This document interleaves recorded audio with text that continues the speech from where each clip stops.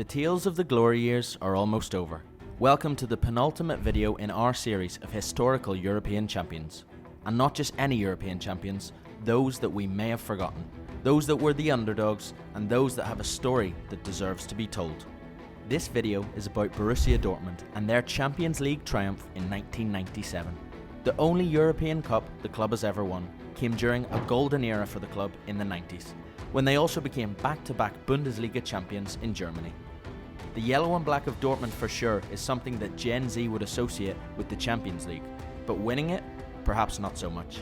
In recent times, Dortmund have been ever present in the European Cup, and very frequently they have found themselves battling it out with the European giants in the latter stages of the tournament, but only in 2012 did they make the final in recent years, losing to Bayern Munich, their Klassiker rivals, in the final at Wembley.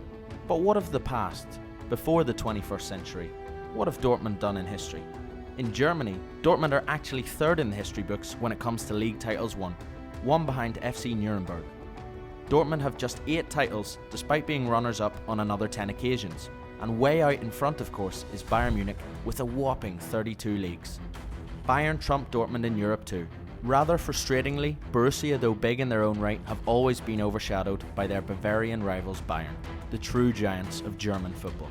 But everybody loves an underdog story, and that's why we're doing this series.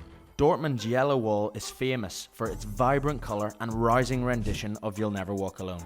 Their tifos are incredible, and their team are usually dotted with world-class players.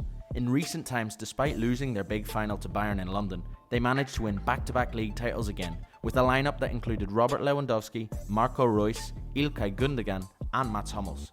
That famous double between 2010 and 2012 brought a 7th and 8th title to the Western German city. But shockingly, Dortmund had to wait until 1995 to win just their 4th title in history, their first in over 30 years. This was thanks to the glorious mid-90s, that team we still talk about today. The team that is perhaps less known than Klopp's rampaging team of the early 2010s actually went one better in the battle for trophies, bringing Dortmund their only ever European Cup. In 1992, Ottmar Hitzfeld arrived at the club after they had only managed a 10th place finish in the league the season before. Hitzfeld would stay at the club until 1997, and the manager is credited with orchestrating their golden era of the 90s. So much so that he was then poached by top rivals Bayern Munich. In his first season, however, the yellow and black finished second, within touching distance of the title.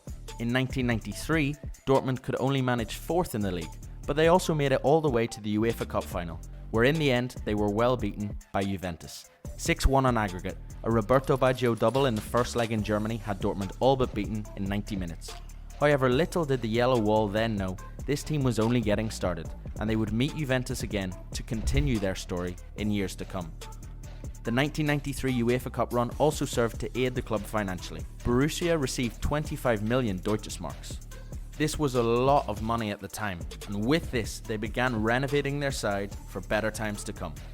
Finally, in the 94-95 season, Borussia Dortmund got what they deserved. They pipped Werder Bremen to the title by a single point, 32 years after they last lifted the German championship. In the following season, 95-96, they would do it all over again. Dortmund retained their title, finishing with 6 more points than second place Bayern Munich, despite not being fancied to go and win it back-to-back. This Dortmund side had quality throughout, and also added signings in astute fashion, covering all areas of the pitch. This Dortmund side were captained by Matthias, who would be named World Footballer of the Year in 1996. German midfielders Michael Zorc and Andreas Müller were key components, and up front, Karl-Heinz Riedle was a thorn in the side of any defence. In both legs of their 1993 UEFA Cup final, 10 of their starting 11 players were German, but they also brought in some foreign blood during the mid-90s that would help to make them European champions. Paulo Sousa and Paul Lambert ended up being an unlikely midfield match made in heaven. The Portuguese and the Scot brought a new steel to Dortmund that gave them an extra edge on the biggest stage of them all, supported well by the German core that remained. Lambert had joined from Motherwell in his native Scotland on a free transfer, but Sousa, on the contrary, came from Italian giant Juventus, where he had just won a Serie A title and the Champions League. Matthias moved into a sweeper position as the two new foreign signings ran the midfield. A bit of European variety would yet deliver European silverware to Dortmund. In the 96-97 season, Dortmund would finish third, 8 points behind champions, those red rivals again, Bayern Munich, with Leverkusen sandwiched in second place. But guess what? It didn't matter at all. Borussia were on a European journey that would go down in history as the most important triumph in the history of the club. Dortmund would miss out on top spot in their Champions League group to Atletico Madrid, where Juventus cruised to first place in their group despite fierce competition in Manchester United. The Italians would then go on to dismantle Ajax 6-2 in the semi-finals, entering the 97 final in Munich in fantastic form. And let's not forget, they were reigning champions. Dortmund's final opponents had beaten them in the UEFA Cup final a few years before, and in 1996 they had faced each other in the Champions League group stage. Interestingly, both sides won their games away from home, but Juventus won the group and went on to lift the trophy, defeating Ajax again, this time on penalties, and they also overcame Real Madrid on penalties on the road to glory. There were no great omens for Dortmund in 97. Juventus entered the final as big favourites. Names like Alessandro Del Piero, Christian Vieri and Zinedine Zidane struck fear, but the yellow wall kept the faith. The final was played in Munich and Dortmund came absolutely flying out of the blocks. Karl-Heinz Riedle scored a pair of first half goals to stun the old lady, capitalising on a fantastic Paul Lambert cross first before heading home a second. Juventus pulled a goal back thanks to Del Piero, but second half substitute Lars Ricken sealed the improbable Champions League final victory with an audacious 30-yard chip. The 20-year-old did so just seconds after coming on the pitch. It was the ultimate dream for a local lad, and the ribbons of the trophy would be black and yellow, not black and white. This incredible Dortmund side then went on to beat Brazilian club Cruzeiro 2-0 in the 1997 Intercontinental Cup final to become World Club Champions. This completed some unforgettable years in the club's history, making them a worthy golden era and a stunning underdog in the history of the Champions League.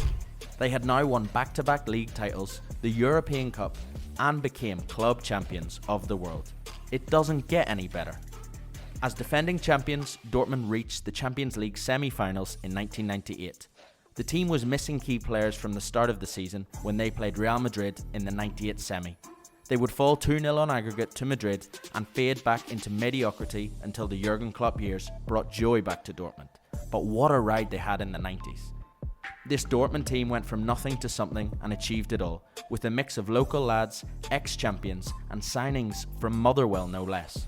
They are a ray of sunshine in a Germany dominated by Bayern Munich.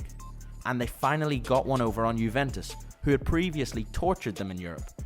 Borussia's crowning glory was truly one for the ages. Danke Dortmund. Stay tuned as we uncover the final underdog team who against all odds won the Champions League in the early 21st century. Who will it be? See you in the next video.